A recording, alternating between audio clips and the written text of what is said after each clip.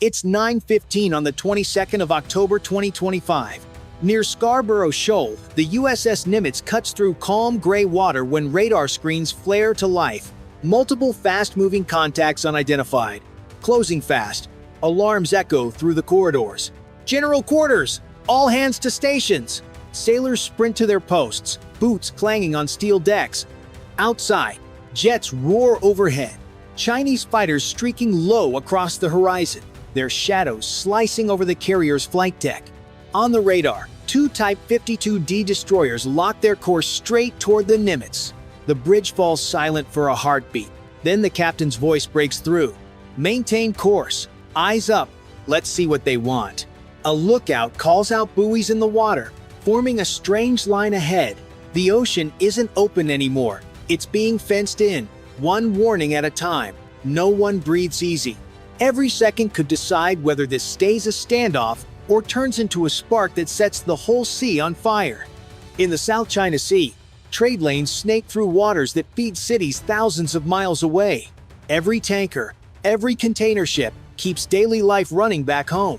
The USS Nimitz patrols these routes not for show, but to make sure no one closes them. For decades, this mission was routine. But today, near Scarborough Shoal, nothing feels routine. China claims this area as its inherent territory. The US calls it international waters. Between those two sentences lies the tension of an entire ocean. On this morning, the Nimitz is the Line 1 ship standing between open sea and controlled space. Its escorts, destroyers, and supply vessels form a protective ring. Radar spinning, fighters on deck armed but silent. One wrong move, one misunderstood signal, and the whole region could ignite. For the sailors aboard, politics fade away. It's about keeping the line open for freedom of navigation, and for everyone who depends on it. Back home, families scroll the headlines, unaware how close this morning comes to crisis. Then, over the radio, a warning in Mandarin. U.S. vessel, you are entering Chinese waters. Turn away immediately. The voice is calm, but the message is sharp as steel. The captain watches the sea ahead, those floating buoys marking a claim the U.S. cannot accept. Two destroyers split formation, flanking the Nimitz at distance. Fighter jets orbit overhead, drawing invisible borders in the sky. The U.S. response is steady. Operating in international waters under international law. Words rehearsed 1,000 times, but now every syllable carries weight. Who's right? Who's risking more? If you were in command, would you stand your ground or turn away? Tap 1 for stand firm, or 9 for pull back. The crew doesn't get to vote, but you can. 9:23 a.m. The calm is over. The Type 52D destroyers advance, cutting white lines through the gray sea. Their hull numbers glint in the sun, no attempt to hide. On the Nimitz, radar operators call out bearings, distances, speeds. The bridge turns into a command hive, voices overlapping. Contact bearing 041, now 7,000 yards. The captain orders a course change just 5 degrees starboard, a subtle signal that they're alert but not retreating. Launch alert aircraft, he says. Within minutes, two F-18 seconds roar off the deck, wings banking east. The jet exhaust shimmers across the carrier's bow, the sound echoing like thunder trapped under steel. Across the water, a Chinese destroyer responds in kind. Two J-16 fighters lift from a nearby airstrip, streaking toward the area. The skies fill with movement. Each side claims defensive operation, but every pass feels like a test. In the Combat Information Center, the air is thick with tension. Surface radars ping, sonar tracks nearby submarines. A petty officer mutters, "They're painting us." Electronic countermeasure screens flicker. The Nimitz is being radar locked. One flick of a finger on the other side could turn this standoff into chaos. "Stand by Sea Sparrow batteries," the weapons officer says quietly. His hand hovers near the key switch, but it never turns. They're ready, but orders are clear. No provocation. The mission is to stand presence, not start war. Then, a sudden flash, one of the Chinese destroyers fires a flare, bright orange smoke curling over the waves. It's not a missile, but a message. Turn back, now. The captain's jaw tightens. Maintain position, he replies, eyes fixed on the horizon. Record everything. The radio crackles again. U.S. vessel, you are trespassing. The same line, repeated but louder. The ocean feels smaller now, trapped between pride and protocol. The tension becomes physical, every heartbeat echoing through steel bulkheads. In the ready rooms, pilots sit strapped in, waiting for the word that everyone hopes will never come. Above them, the sun breaks through thin clouds, lighting the ships below like pieces on a chessboard, motionless, but ready to strike.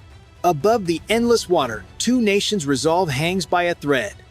One flare away from history-changing course. 9:36 a.m. The sea looks calm, but every radar pulse tells a different story. The Chinese destroyers have tightened formation, now less than 5,000 yards from the Nimitz. Their gun turrets are trained forward, elevation low. It's not firing position, but it's close enough to feel it. Maintain distance, the captain says, voice even. We don't blink first. The carrier adjusts speed, sliding slowly east, keeping parallel with the Chinese ships. On deck, flight crews move fast, double-checking launch cables and fuel lines. Nobody speaks louder than a whisper. A ripple spreads across the communications net. One of the destroyers has launched small drones unarmed, but circling low over the carrier group. Cameras, spotlights, pressure. Every lens feels like a threat. The U.S. escorts move in tighter, their CIWS turrets rotating, tracking. The invisible line between peace and escalation starts to blur. Then, interference hits the radios. Static, then silence. For 30 long seconds, every channel goes dead. No orders, no updates. The crew stares at flickering screens, waiting for signal to return. A single second of silence at sea can feel like forever. When the system snaps back, everyone exhales at once. The Chinese ships now move to block the carrier's heading, setting a floating line of buoys just like before. It's a soft barrier, but it means stop. The Nimitz slows, turns 10 degrees, testing the line. A drone swoops low across the bow, its camera flashing. The message is clear. We control this space. Prepare to maneuver, the XO says. Engines spool up, metal trembling underfoot. One wrong move and this will be more than a dance. Below deck, sailors check damage control stations, just in case. Above, pilots grip their helmets, waiting for the next order. Every person aboard knows this moment defines the mission. Outside, the sea darkens as clouds roll in rain on the horizon, thunder echoing like distant gunfire. Even nature feels like it's holding its breath, waiting to see who flinches first. On the bridge, the captain stands silent. One decision, and an entire region shifts. Would you hold the line under this pressure, or yield to avoid war? Tap 1 if you'd stand firm, or 9 if you'd pull back. Either choice changes everything. 9:48 a.m. The situation shifts. A new radar return appears fast, small, and skimming the waves. It's not a jet, not a drone. The operator frowns. Surface contact. Low altitude, high speed, no ID. Within seconds, 3 more dots blink into view. They're coming from the south below the radar horizon. The Chinese destroyers don't move, but their comms traffic spikes. On the Nimitz, screens flash with new data streams, objects moving under 50 feet above sea level, weaving like fish. The captain leans forward. That's no patrol, that's a test! The unknown craft close fast unmanned surface vessels, the newest gray zone weapon. They carry no visible weapons, just antenna masts and cameras. But their pattern says otherwise. One cuts directly across the carrier's bow, leaving a foamy trail like a dare. Interceptors ready, the 10-0 asks. Affirmative. The nearest destroyer launches a Seahawk helicopter. It hovers low, scanning. No missiles detected, the pilot reports, but these boats are transmitting something. Suddenly, the carrier's navigation system flickers. Coordinates drift by a few degrees. GPS interference, the tech officer calls out. They're jamming us. The bridge hums with unease. This isn't just intimidation anymore. It's electronic warfare in real time. Shut external comms, the captain orders. Switch to local.net. Keep our heading locked. Every sailor now feels the twist. They're no longer just watched. They're being tested from the inside. The small vessels continue circling. cutting closer with each pass. One bumps a buoy, shattering the calm like breaking glass. The message is clear. The rules are changing. 9:56 a.m. The Nimitz's combat deck hums with tension. The swarm of small vessels draws even closer, 500 yards, then 300. Each wave sends spray over the bow. The bridge is silent except for the buzz of electronics. Every sensor is watching, every gun aligned. Target distance 250 yards, the radar chief calls. No response to hails. The captain stands steady. Fire control tracking only. His voice carries no emotion, just calculation. Suddenly, one of the unmanned boats veers hard to port straight toward the carrier's path. A heartbeat later, the Seahawk above locks its camera on it. "Object accelerating!" the pilot yells. "Possible collision course." "Hold!" the captain snaps. The destroyer Hopper on the carrier's flank fires a single flare, white smoke bursting in the air like lightning. The rogue vessel keeps coming. Another second, another. Then the carrier's portside CIWS rotates. Tracking, the barrels glowing. The captain's jaw tightens. Warning burst. Fire. The deck erupts in a deafening roar as the gun spits tracers into the sea ahead. The rounds stitch a fiery line across the water, slicing meters from the drone's bow. The small craft veers sharply away. Engine whining, spray exploding behind it. The rest scatter, turning south. For a moment, only echoes remained, the sea rippling where bullets struck seconds before. "Cease fire," the captain says. His tone soft, but everyone hears the weight of it. The bridge crew exhales together. They know how close they came one more second. And this could have been the first shot of a new war. Across the horizon, the Chinese destroyers begin to withdraw, their radar beams dimming. The Nimitz holds course, scarred only by nerves and seawater. Over the comms, a single sentence cuts through. "Mission complete. Maintain freedom of navigation." The crew doesn't cheer. They just stand, watching the horizon fade. The ocean feels calm again, but it's the kind of calm that follows a warning, not peace. Would you have fired that warning shot, or held your fire and risked it all? Tap 1 if you'd pull the trigger, or 9 if you'd trust restraint. The choice defines what kind of commander you'd be.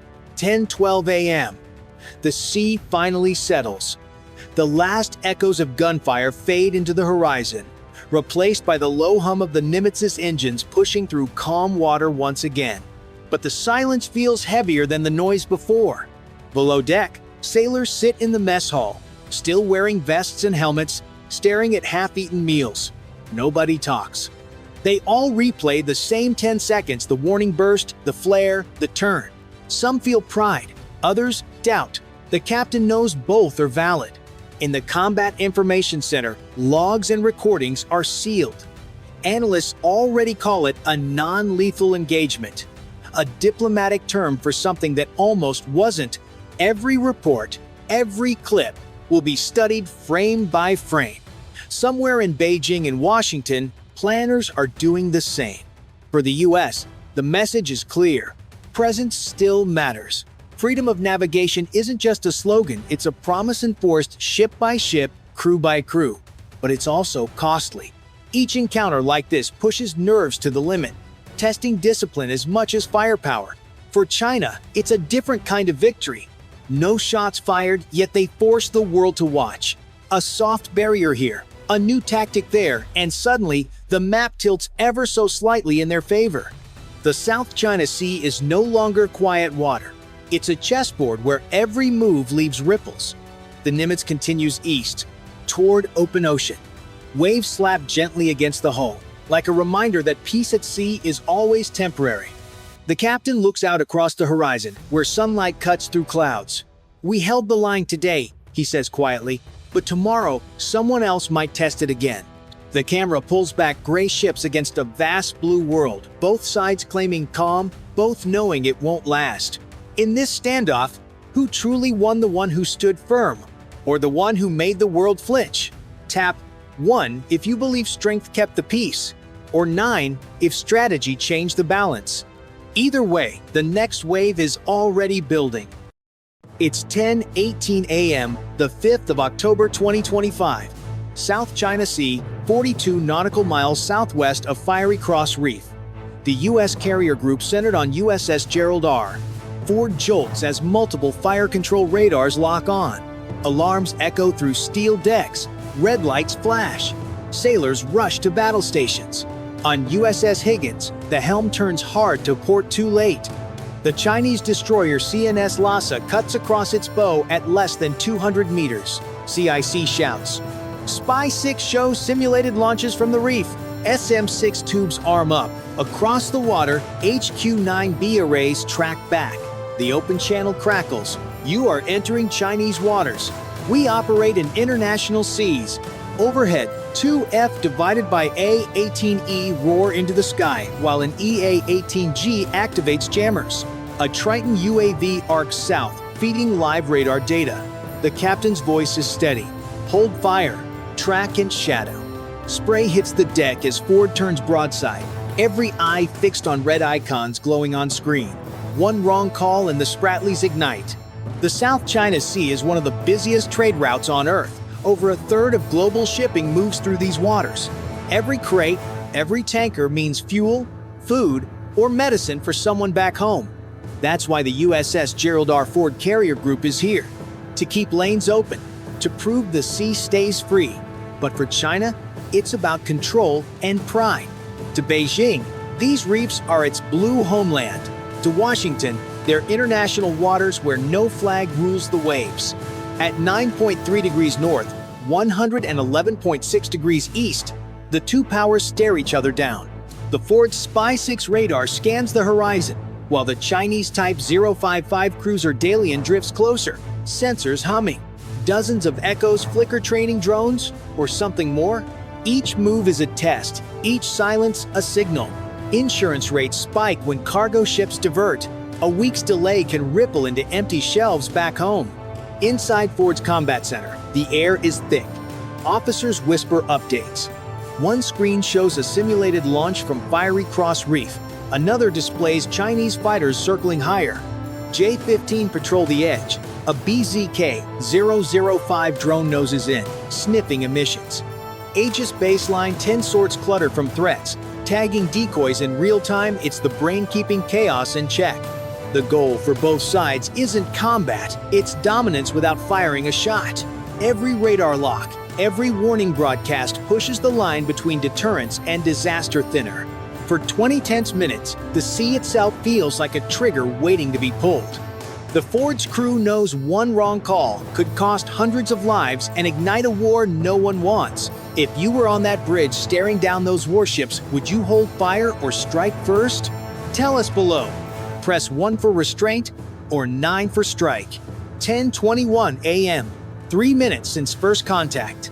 The Ford's radar picture fills with fast-moving blips. CIC confirms.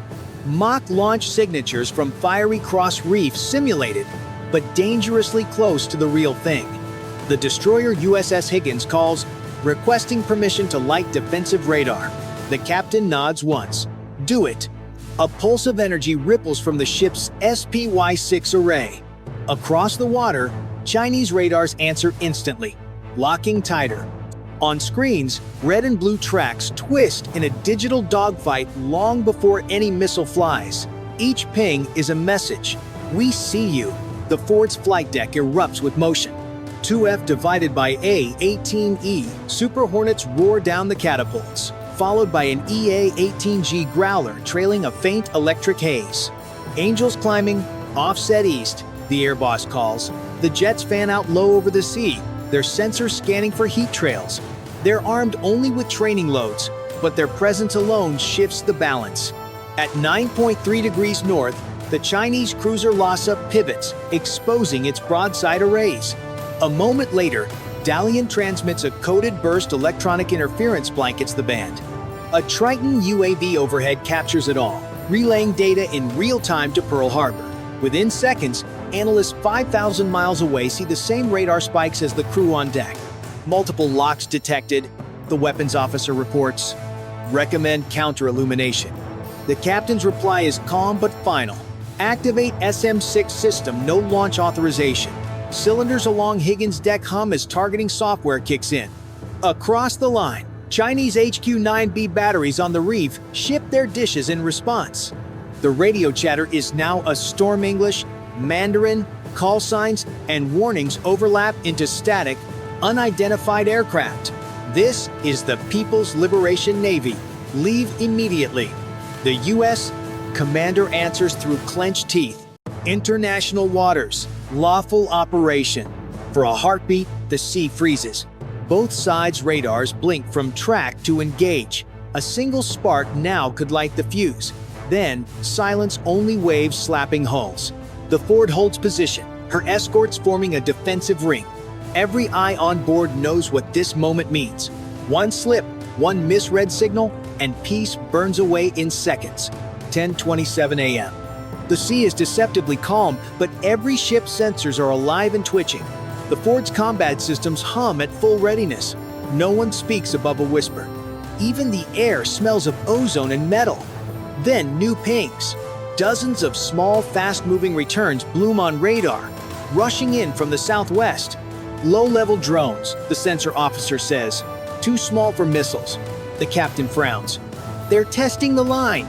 The first wave of Chinese UAV skims the surface, weaving between radar shadows. Higgins launches chaff bursts, thin strips of aluminum scatter in the wind, confusing targeting systems. On Lhasa, jammers scream back, distorting the horizon with false ghosts. For every trick, there's an answer. This is a duel of nerves. Two Super Hornets dive low, their electronic pods lighting up. They lock onto the nearest UAV and trigger simulated strikes, digital kills recorded for analysis later. But the Chinese BZK-005 drones keep coming, relaying real-time images to command posts miles away. Neither side fires a real shot, yet both feel the weight of combat pressing on their chests. Inside the Ford's CIC, tension crackles. Operators monitor hundreds of tracks. One slip could launch a billion-dollar missile at a decoy worth a few thousand. A young sailor mutters, "Sir, how long can we hold this?" The answer, as long as it takes. Then a sharp tone pierces the control room, another radar lock. Closer, sharper. Chinese fighters, J-15, drop altitude to shadow the US jets. Their heat signatures pulse red across the screens. Aegis algorithms flash warnings. Weapons free? One officer whispers. The captain shakes his head. Negative, maintain discipline. On the open channel, a calm but firm voice cuts through static. Foreign aircraft, you are endangering peace in the region. The reply comes tight and controlled. Peace is kept by those who stand their ground. The crew can feel it, the line thinning, the patience fading.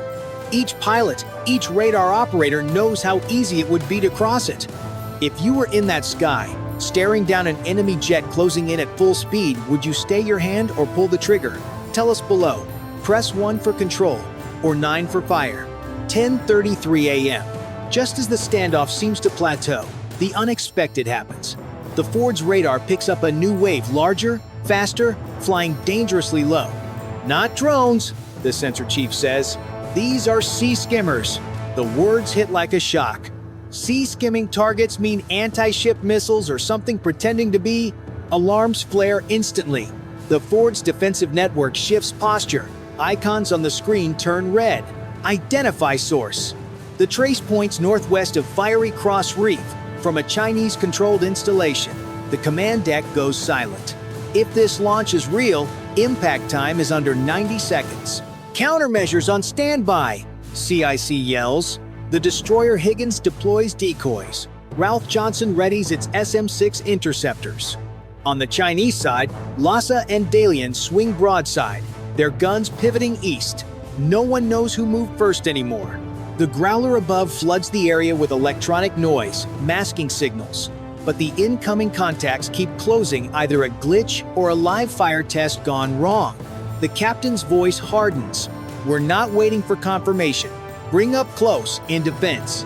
Gunners load rounds into the CIWS mounts. The mechanical whine echoes through the hull. Even a single burst at this range could start a war. The Ford's bridge crew hold their breath. A countdown begins. 30 seconds to visual contact. Then one blip vanishes. Another splits in two. The display ripples. The signals were reflections, false returns from atmospheric ducting. No missile, no launch. The danger was real only because both sides believed it. Relief spreads through the ship, but no one celebrates.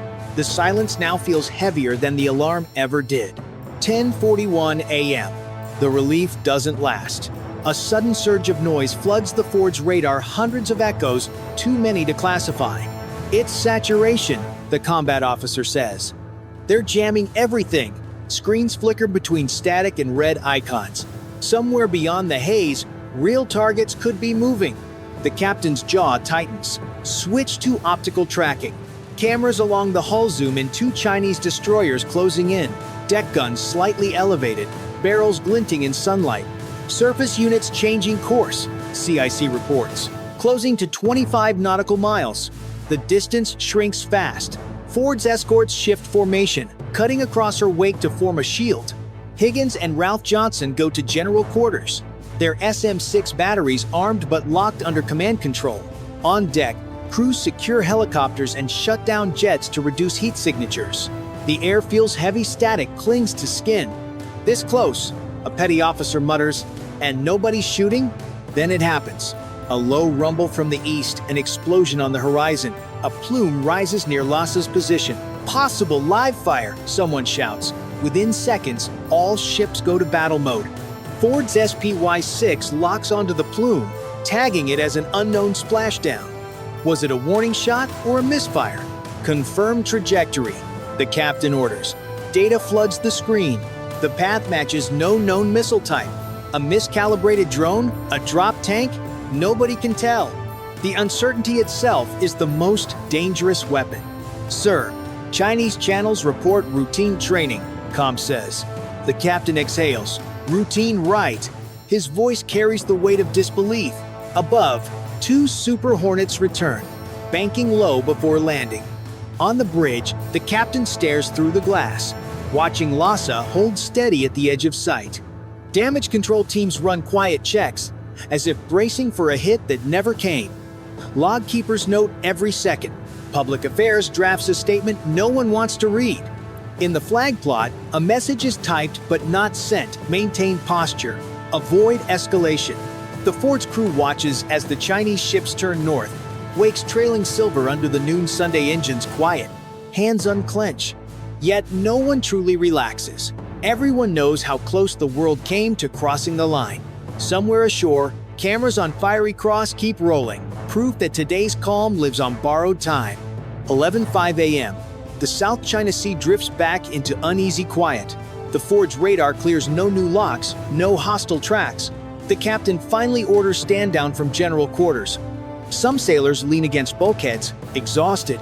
Others stare at the horizon, still waiting for the sound that never comes. For 20 minutes, they stood on the edge of history, and somehow, it didn't tip. Across the region, news spreads fast. Satellite feeds show both fleets holding position, then slowly parting. Washington issues a protest, calling China's maneuvers reckless and unprofessional. Beijing fires back within the hour, accusing the U.S. of provocation under the guise of freedom of navigation. Neither side admits fault. Both claim victory. At sea, Ford's engineers log thousands of radar spikes, every false target, every electronic signature. Intelligence teams will study them for months, searching for patterns. But for the sailors on deck, data doesn't matter. What stays is the silence, the seconds when the ocean held its breath, waiting to see who would blink first. Allies take note.